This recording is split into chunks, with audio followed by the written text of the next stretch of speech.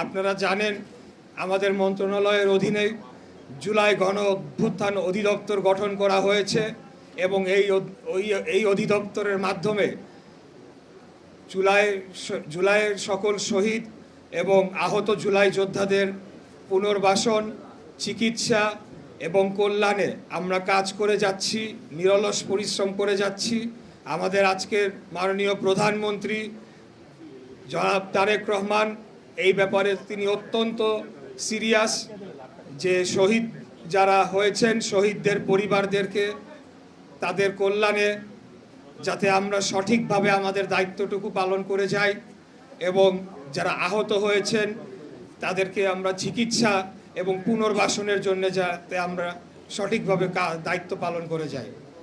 এখন আমরা যখন দায়িত্ব নিয়েছি এই সরকারের সমস্ত কিছুই এলোমেলো হয়েছিল, সেটা আপনারা খুব ভালো করেই জানেন। এই অধিদপ্তরটিও নতুন করে গঠন করা হয়েছিল এবং এখানেও যথেষ্ট পরিমাণে লোকবলও ছিল না, এখন পর্যন্ত নাই, এবং খুব সুপরিকল্পিতভাবে তারা এই অধিদপ্তরটি গঠনও করতে পারে নাই। তৎকালীন সময়ে ছাত্র প্রতিনিধি নামের কিছু ব্যক্তিদেরকে দিয়ে তারা কর্মকাণ্ড পরিচালিত করেছে এবং পরবর্তীকালে একটা নির্বাচিত সরকার আসার পর এই অধিদপ্তরে এখন বর্তমানে একটা শূন্যতা বিরাজ করছে, যেটি আমরা ইতিমধ্যেই পদক্ষেপ নিয়েছি। এই শূন্য পদগুলো দ্রুততম সময়ে আমরা নিয়োগ প্রদান করে আমরা যাতে আহত জুলাই যোদ্ধা যারা রয়েছেন তাদের দ্রুত পুনর্বাসনে আমরা পদক্ষেপ নিতে পারি এবং শহীদ পরিবারদেরকেও আমরা যাতে তাদের প্রাপ্য মর্যাদা এবং পুনর্বাসনের যে রাষ্ট্রীয় দায়িত্ব সেগুলো আমরা দিতে পারি।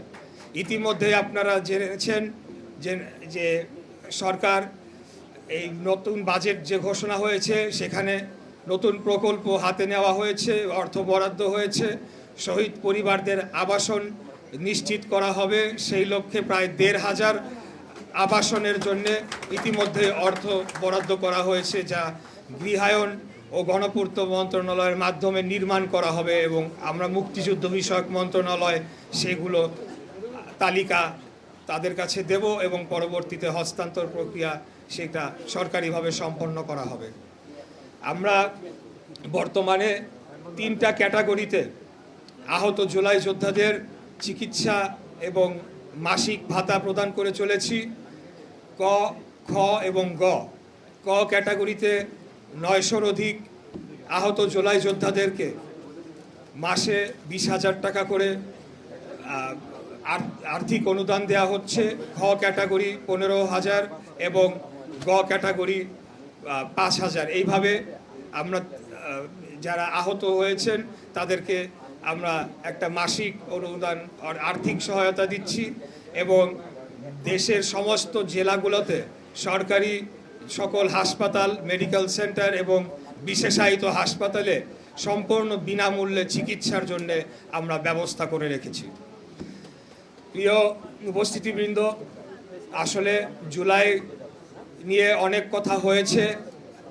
জুলাইয়ের পূর্ববর্তী প্রেক্ষাপট ইতিমধ্যেই আমার পূর্ববর্তী যারা বক্তারা ওনারা খুব সুন্দরভাবেই যার যার অবস্থান থেকে সেটিকে বর্ণনা করেছেন। আমাদের দীর্ঘ 1.5 দশকের যে ফ্যাসিবাদ বিরোধী লড়াই ছিল সেটি নিয়ে আমি আর পুনর্ব্যক্ত করতে চাই না। আপনারা সকলেই সেটার অংশীদার। আমরা জেল, জুলুম, গুম, খুন, মামলা, হামলা সকল কিছু মোকাবেলা করে এই ফ্যাসিবাদী বিরোধী আন্দোলন সংগ্রামকে আমরা চালিয়ে গিয়েছি এবং জুলাই না আসলেও অগাস্ট আসতো, অগাস্ট না আসলেও সেপ্টেম্বর আসতো। আমরা বলি যে আমরা 12 মাসই যোদ্ধা। শহীদ রাষ্ট্রপতি জিয়াউর রহমানের আদর্শের যারা আমরা সৈনিক রয়েছি, আমরা 12 মাসই খুনি স্বৈরাচারী ফ্যাসিবাদী হাসিনার বিরুদ্ধে আন্দোলন, সংগ্রাম, লড়াই, যুদ্ধ করেছি। তাই আমাদেরকে আমরা 12 মাস যোদ্ধা বলেই আমি অভিহিত করতে চাই। সর্বশেষ যে কথাটি বলবো, এগুলো এখন বলতেই হবে, কারণ যেহেতু তারা কাদা ছোড়াছড়ি করছে বলতেই হবে। 14,000-এর কিছু অধিক সংখ্যক জুলাই যোদ্ধা, আহত জুলাই যোদ্ধাদের গ্যাজেটভুক্ত করা হয়েছে, কিন্তু আমরা জানি এই সংখ্যাটি 30,000 বা তারও অধিক হবে। শুধুমাত্র বিএনপি পরিচয় দেখে আমাদের ছাত্রদল সহ অনেক অঙ্গ সংগঠনের অনেক গুরুতর আহতকে সেই সময় গ্যাজেটভুক্ত করা হয় নাই। এটা একটা অন্যায় ছিল, বিগত অন্তর্বর্তীকালীন সরকারের এটা একটা অপরাধ করে গিয়েছে তারা, এবং যাওয়ার আগ মুহূর্তে ফেব্রুয়ারি মাসে সকল প্রকার আবেদন গ্রহণ করা সেটিও তারা বন্ধ করে দিয়ে গিয়েছে। তো আমরা মন্ত্রণালয় থেকে সিদ্ধান্ত নিয়েছি, এখন আমরা সেটাকে অফিসিয়ালি বাস্তবায়ন করব।